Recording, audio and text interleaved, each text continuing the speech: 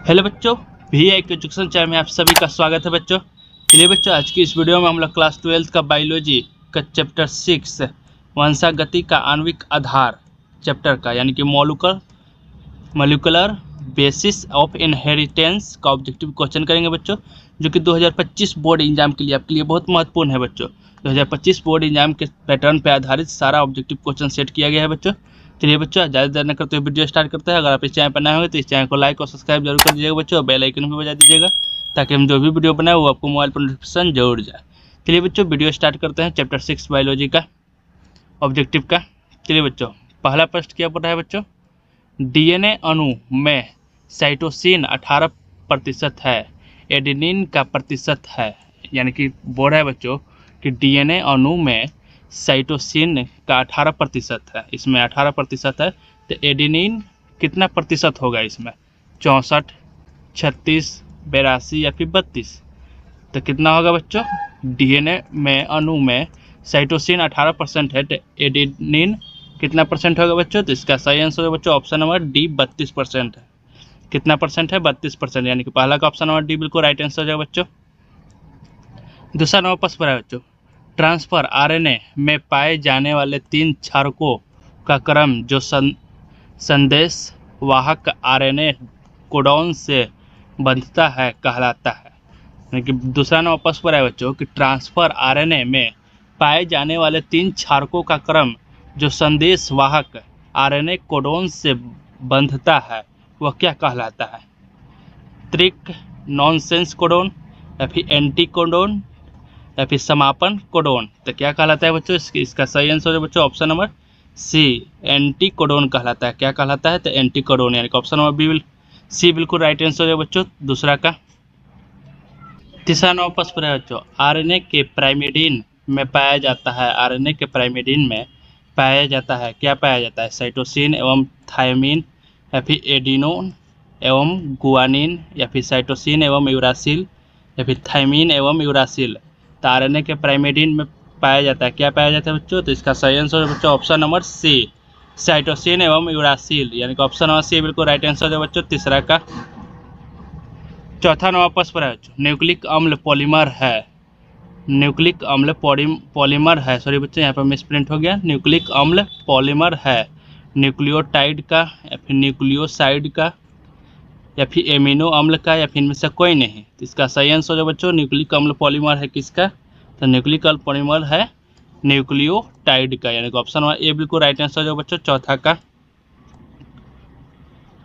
पांचवा नंबर प्रश्न है बच्चों, बी डीएनए के एक पूर्ण घुमाव में नाइट्रोजन बेस के कितने पेयर्स होते हैं? यानी पांचवा नंबर प्रश्न है बच्चों कि बी डीएनए के एक पूर्ण घुमाव में नाइट्रोजन बेस के कितने पेयर्स होते हैं? 5, 10 या फिर 15 या फिर 20? तो कितने पेयर्स होते हैं बच्चों? तो इसका सही आंसर है बच्चों ऑप्शन नंबर बी, यानी कि 10 पेयर्स होते हैं। यानी कि ऑप्शन नंबर बी बिल्कुल राइट आंसर है बच्चों पांचवा का। छठा नंबर प्रश्न है बच्चों, अनुवांशिक कूट में कितने कूट होते हैं? अनुवांशिक कूट में कितने कूट होते हैं? 4, 16, 32 या फिर 64? तो इसका सही आंसर है बच्चों ऑप्शन नंबर डी, 64 कूट होते हैं। कितने कूट होते हैं? तो 64। यानी कि ऑप्शन नंबर डी बिल्कुल राइट आंसर है बच्चों छठा का। सातवां नंबर प्रश्न है बच्चों, डीएनए फिंगर प्रिंटिंग निम्न में से क्या है? डीएनए फिंगर प्रिंटिंग निम्न में से क्या है? डीएनए टाइपिंग है, या फिर डीएनए प्रोफाइलिंग है, या फिर ए और बी दोनों है, या फिर बेस पेयरिंग है? तो इसका सही आंसर क्या हो जाएगा बच्चों सतवां का? डीएनए फिंगर प्रिंटिंग निम्न में से क्या है? तो इसका सही आंसर है बच्चों ऑप्शन नंबर सी, ए और बी दोनों है। यानी कि डीएनए टाइपिंग और डीएनए प्रोफाइलिंग दोनों है। यानी कि ऑप्शन नंबर सी बिल्कुल राइट आंसर है बच्चों सतवां का।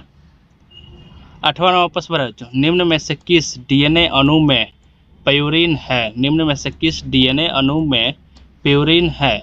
ए तथा सी, सी तथा टी, ए तथा जी, या फिर इनमें से कोई नहीं? तो इसका सही आंसर है बच्चों ऑप्शन नंबर सी, ए तथा जी में होता है, ए तथा जी में। यानी कि ऑप्शन नंबर सी बिल्कुल राइट आंसर है बच्चों आठवां का। नौवां नंबर प्रश्न है बच्चों, इनमें से कौन सा नाइट्रोजन्स बेस डीएनए में नहीं होता है? नौवां नंबर प्रश्न है बच्चों, इनमें से कौन सा नाइट्रोजन्स बेस डीएनए में नहीं होता है? थायमीन, यूरासिल, गुआनिन या फिर साइटोसिन। इसका सही आंसर क्या हो जाएगा बच्चों? इनमें से कौन सा नाइट्रोजन्स बेस डीएनए में नहीं होता है? इसका सही आंसर बच्चों option number B, uracil. Uracil नहीं होता है, यानी कि ऑप्शन नंबर बी बिल्कुल राइट आंसर है बच्चों 9 का। 10वां नंबर प्रश्न है बच्चों, इनमें से कौन सा नेत्रजनीय बेस आरएनए में नहीं होता है? यानी कि 10वां नंबर प्रश्न है बच्चों कि इनमें से कौन सा नेत्रजनीय बेस आरएनए में नहीं होता है? यानी कि थायमीन, साइटोसिन, गुआनिन, इनमें से कोई नहीं। इनमें से कौन सा है जो कि नेत्रजनीय बेस आरएनए में नहीं होता है? तो इसका सही आंसर बच्चों option number A, thymine. Thymine नहीं होता है, नेत्रजनीय बेस आरएनए में थायमीन नहीं होता है, यानी कि ऑप्शन नंबर ए बिल्कुल राइट आंसर जो बच्चों 10वें का। 11वां नंबर प्रश्न है बच्चों, डीएनए के छोटे छोटे टुकड़ों को क्या जोड़ता है? डीएनए के छोटे छोटे टुकड़ों को क्या जोड़ता है? डीएनए पॉलीमरेज या फिर आरएनए पॉलीमरेज या फिर टोपोआइसोमरेज या फिर डीएनए लाइगेज। तो इसका सही आंसर क्या हो जाएगा बच्चों? डीएनए के छोटे छोटे टुकड़ों को क्या जोड़ता है? तो इसका सही आंसर जो बच्चों option number D, DNA ligase जोड़ता है, यानी कि ऑप्शन नंबर डी बिल्कुल राइट आंसर जो बच्चों 11 का। 12 नंबर प्रश्न है बच्चों, डीएनए द्विगुणन में किस एंजाइम की मुख्य भूमिका रहती है? डीएनए द्विगुणन में किस एंजाइम की मुख्य भूमिका रहती है? लाइगेज या फिर आरएनए पॉलीमरेज, डीएनए पॉलीमरेज या फिर रिवर्स ट्रांसक्रिप्टेज। तो इसका सही आंसर क्या हो जाएगा बच्चों? तो इसका सही आंसर बच्चों option number C, DNA polymerase, यानी कि 12 का ऑप्शन नंबर सी बिल्कुल राइट आंसर हो जाएगा बच्चों। 13 नंबर प्रश्न है बच्चों, मेसेल्सन एवं स्टाल के प्रयोग में ई कोलाई के डीएनए को लेबल किया गया। यानी कि 13 नंबर प्रश्न है बच्चों कि मेसल्स एवं स्टाल के प्रयोग में ई कोलाई के डीएनए को लेबल किया गया, तो क्या भारी नाइट्रोजन से या फिर ऑक्सीजन से या फिर रेडियम से या फिर सल्फर से, किससे लेवल किया गया? तो इसका सही आंसर है बच्चों ऑप्शन नंबर ए, भारी नाइट्रोजन से लेवल किया गया डीएनए को, यानी कि ऑप्शन नंबर ए बिल्कुल राइट आंसर है बच्चों 13 का। 14 नंबर प्रश्न है बच्चों, डीएनए के कूट क्रम कहलाते हैं। यानी कि डीएनए के कूट क्रम क्या कहलाते हैं? एक्सॉन, इंटोन या फिर गुलाभास या फिर सिस्ट्रॉन। तो डीएनए के कूट क्रम क्या कहलाते हैं बच्चों? तो इसका सही आंसर है बच्चों ऑप्शन नंबर ए, एक्सॉन कहलाते हैं। एक्सॉन, यानी कि डीएनए के कूट क्रम क्या कहलाते हैं? तो एक्सॉन कहलाते हैं। 14 का ऑप्शन नंबर ए बिल्कुल राइट आंसर है बच्चों। 15 नंबर प्रश्न है बच्चों, रिफ्लेक्शन इनमें से किससे संबंधित है? यानी 15 नंबर प्रश्न है बच्चों कि रिफ्लेक्शन इनमें से किससे संबंधित है? डीएनए से, आरएनए से, ए और बी दोनों से, या फिर इनमें से कोई नहीं? तो रिफ्लेक्शन इनमें से किससे संबंधित है बच्चों? तो वो डीएनए से संबंधित है, यानी कि ऑप्शन नंबर ए बिल्कुल राइट आंसर है बच्चों 15 का। 16 नंबर प्रश्न है बच्चों, ट्रिप्टोफैन ऑपरेशन किस प्रकार के तंत्र को दर्शाता है? 16 नंबर प्रश्न है बच्चों कि ट्रिप्टोफैन ऑपरेशन वो किस प्रकार के तंत्र को दर्शाता है? प्रेरणीय, दमनकारी, ए और बी दोनों, इनमें से कोई नहीं? तो इसका सही आंसर बच्चों ऑप्शन नंबर बी, दमनकारी तंत्र को दर्शाता है। किस प्रकार के तंत्र को दर्शाता है? तो दमनकारी तंत्र पर दर्शाता है, यानी कि ऑप्शन नंबर बी बिल्कुल राइट आंसर है बच्चों 16 का। 17 नंबर प्रश्न है बच्चों, नियंत्रक जीन को क्या कहा जाता है? नियंत्रक जीन को क्या कहा जाता है? निरोधक जीन, रिप्रेसर या फिर ऑपरेटर जीन, प्रोमोटर जीन। तो इसका सही आंसर है बच्चों 17 का ऑप्शन नंबर ए बिल्कुल राइट आंसर है बच्चों निरोधक जीन, यानी कि नियंत्रक जीन को क्या कहा जाता है? निरोधक जीन, यानी कि ऑप्शन नंबर ए बिल्कुल राइट आंसर है बच्चों 17 का। 18 नंबर प्रश्न है बच्चों, न्यूक्लिक अम्ल पॉलीमर है न्यूक्लियोटाइड का सॉरी बच्चों यहाँ पर मिस प्रिंट हो गया है, यहाँ पर क्या होगा? न्यूक्लियोटाइड का या फिर न्यूक्लियोसाइड का या फिर अमीनो अम्ल का या फिर न्यूक्लियोप्रोटीन का। तो न्यूक्लिक अम्ल पॉलीमर है, किसका पॉलीमर है बच्चों? तो इसका सही आंसर बच्चों ऑप्शन नंबर ए, न्यूक्लियोटाइड का पॉलीमर है, यानी कि ऑप्शन ए बिल्कुल राइट आंसर जो बच्चों 18 का। 19 नंबर प्रश्न है बच्चों, डीएनए डुप्लेक्स का कुंडलीकरण है, डीएनए डुप्लेक्स का कुंडलीकरण है वामावर्त, दक्षिणावर्त या फिर समांतर या फिर ये सभी। तो डीएनए डुप्लेक्स का कुंडलीकरण क्या होगा बच्चों? तो इसका सही आंसर बच्चों ऑप्शन नंबर सी समांतर। क्या होगा? तो समांतर होगा, यानी कि ऑप्शन नंबर सी बिल्कुल राइट आंसर जो बच्चों 19 का। 20 नंबर प्रश्न है बच्चों, डीएनए द्विकुंडलिनी मॉडल दिया, डीएनए द्विकुंडली मॉडल दिया किसने दिया था? नोल एवं रस्का ने या फिर खुराना ने या फिर वाटसन ओ क्रिक ने या फिर प्रिस्टले ने, किसने दिया था बच्चों? डीएनए का द्विकुंडलिनी मॉडल दिया किसने दिया था? तो इसका सही आंसर बच्चों ऑप्शन नंबर सी वाटसन और क्रिक ने दिया था, यानी कि ऑप्शन नंबर सी बिल्कुल राइट आंसर है बच्चों 20 का।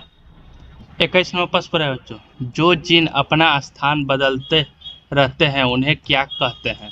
देखिए 21 नंबर प्रश्न है बच्चों कि जो जीन अपना स्थान बदलते रहते हैं उन्हें क्या कहते हैं? नियंत्रक जीन, ऑपरेटर या फिर ट्रेस्पोसोमस जीन या फिर इनमें से कोई नहीं। तो इसका सही आंसर क्या हो जाएगा बच्चों? जो जीन अपना स्थान बदलते रहते हैं उन्हें क्या कहते हैं? तो इसका सही आंसर है बच्चों ऑप्शन नंबर सी ट्रेस्पोसोन्स जीन कहते हैं, यानी कि ऑप्शन नंबर सी बिल्कुल राइट आंसर है बच्चों 21 का। 22 नंबर प्रश्न है बच्चों, अनुवंशिक कोड सबकोश में सभी आवश्यक 20 एमिनो अम्लों हेतु कितने कोरों को प्रयोग किए जाते हैं? यानी कि 22 नंबर प्रश्न है बच्चों कि अनुवंशिक कोड शब्दकोश में सभी आवश्यक 20 एमिनो अम्लों हेतु कितने कोरों को प्रयोग किए जाते हैं? तो इसका सही आंसर क्या हो जाएगा बच्चों? 61 या फिर 60 या फिर 20 या फिर 64। तो कितना प्रयोग किया जाता है बच्चों? तो इसका सही आंसर बच्चों ऑप्शन नंबर ए 61। कितने कोरों प्रयोग किए जाते हैं? तो 61 कोरों, यानी कि ऑप्शन नंबर ए बिल्कुल राइट आंसर है बच्चों 22 का। 23 नंबर प्रश्न है बच्चों, एक डीएनए अणु में एडिलीन एवं थायमीन के मध्य उपस्थित हाइड्रोजन बंधों की संख्या है। यानी कि 23 नंबर प्रश्न है बच्चों कि एक डीएनए अणु में एडिलीन एवं थायमीन के मध्य उपस्थित हाइड्रोजन बंधों की संख्या कितनी है? 2, 3, 4 या फिर 8। तो कितनी संख्या है बच्चों? तो इसका सही आंसर हो जाएगा बच्चों ऑप्शन नंबर ए 2। कितनी संख्या है? तो 2, यानी कि ऑप्शन नंबर ए बिल्कुल राइट आंसर है बच्चों 23 का।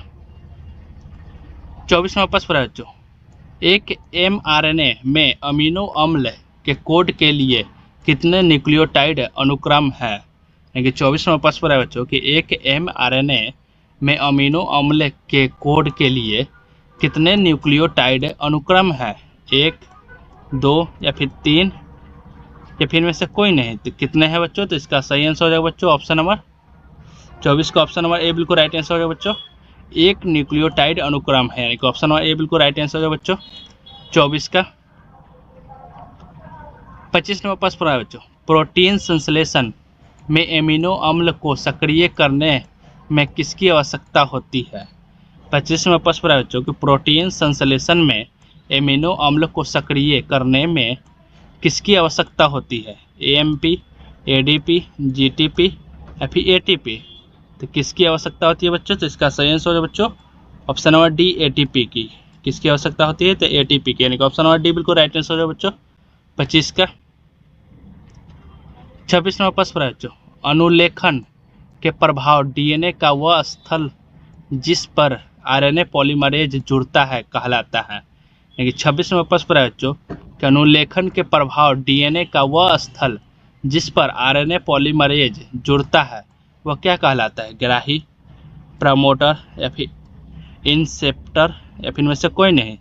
तो वो क्या कहलाता है बच्चों? तो वो कहलाता है प्रमोटर। क्या कहलाता है? तो प्रमोटर, यानी कि ऑप्शन नंबर बी बिल्कुल राइट आंसर है बच्चों 26 का। 27 नंबर प्रश्न है बच्चों, अनुवांशिक कूट में कूट के लिए कितने शब्द होते हैं? अनुवांशिक कूट में कूट के लिए कितने शब्द होते हैं? 1, 2, 3 या फिर 4। तो कितने शब्द होते हैं बच्चों? तो 3 शब्द होते हैं। कितने शब्द? अनुवांशिक कूट में कूट के लिए कितने शब्द होते हैं? तो 3, यानी कि 27 का ऑप्शन नंबर सी बिल्कुल राइट आंसर है बच्चों। 28वां प्रश्न है बच्चों, ट्रांसक्रिप्शन की समाप्ति किसके द्वारा होती है? यानी कि ट्रांसक्रिप्शन की समाप्ति किसके द्वारा होती है बच्चों? 28वां प्रश्न है कोप्रोटीन द्वारा, या फिर सिग्मा फैक्टर के द्वारा, या फिर रो प्रोटीन द्वारा, या फिर ओमेगा फैक्टर के द्वारा। तो किसके द्वारा ट्रांसक्रिप्शन की समाप्ति होती है बच्चों? तो इसका सही आंसर है बच्चों option number C, rho protein द्वारा होता है। यानी कि ऑप्शन नंबर सी बिल्कुल राइट आंसर है बच्चों 28 का। 29वां प्रश्न है बच्चों,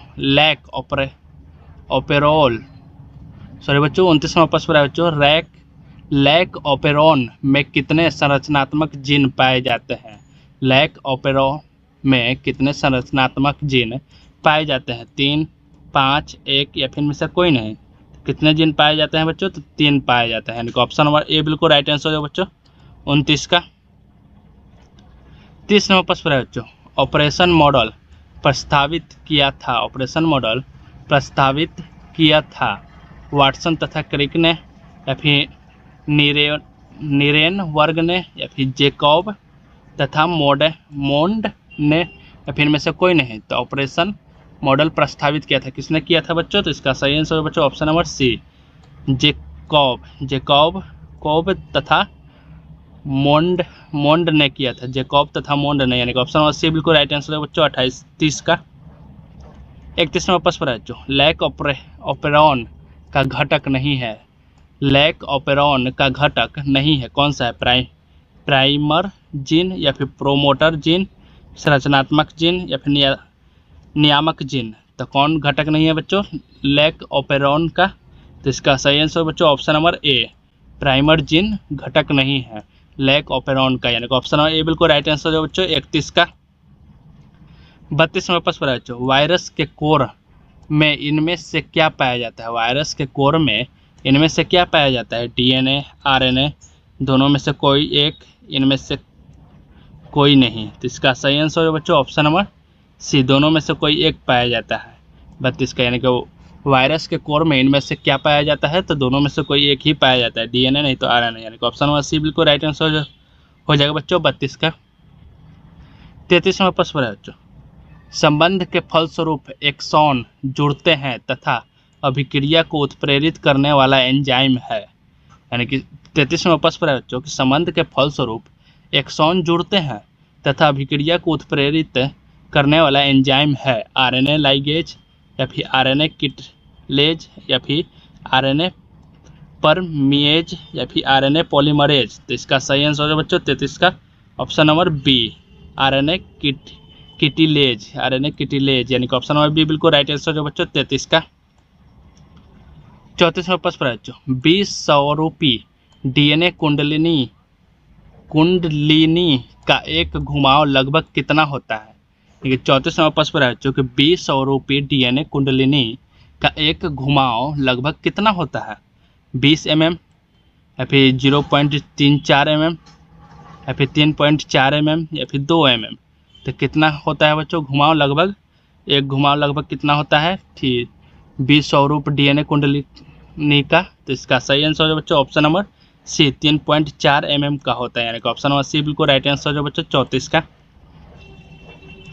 35वां प्रश्न है बच्चों, 35वां प्रश्न है बच्चों कि वह कौन सा वैज्ञानिक है जो 1995 में पॉलीराइबोन्यूक्लियोटाइड के कृत्रिम संश्लेषण हेतु नोबेल पुरस्कार से सम्मानित किया गया? यानी कि 35वां प्रश्न है बच्चों कि वह कौन सा वैज्ञानिक है? 35वां प्रश्न है बच्चों कि वह कौन सा वैज्ञानिक है जो 1995 में पॉलीराइबोन्यूक्लियोटाइड के कृत्रिम संश्लेषण हेतु नोबेल पुरस्कार से सम्मानित किया गया? तो इसका सही आंसर क्या हो जाएगा बच्चों? कोरेनवर्ग, या फिर कैल्विन, या फिर खुराना, या फिर ओकाना। तो इसका सही आंसर है बच्चों ऑप्शन नंबर डी, ओकाना कृत्रिम संश्लेषण हेतु नोबेल पुरस्कार से सम्मानित किया गया है ओकाना। यानी कि ऑप्शन नंबर डी बिल्कुल राइट आंसर है बच्चों 35 का। चलिए बच्चों आपका प्रश्न यहाँ पर समाप्त होता है बच्चों। चलिए बच्चों अगर आप इस चैनल पर नए होंगे तो इस चैनल को लाइक और सब्सक्राइब जरूर कर दीजिएगा बच्चों, बेल आइकन फिर बजा दीजिएगा ताकि हम जो भी वीडियो बनाएं वो आपको मोबाइल पर नोटिफिकेशन जरूर जाए। और बच्चों इस ऑब्जेक्टिव से जो भी डाउट हो वो आप कमेंट में जरूर पूछ सकते हैं, हम आपको उसका जवाब देंगे। और इससे पहले जो आपको ऑब्जेक्टिव याद होगा तो उसका आप कमेंट में भी आंसर लिखिएगा ऐसा नहीं कि नहीं लिखिएगा, ज़रूर लिखिएगा कमेंट पे। चलिए बच्चों।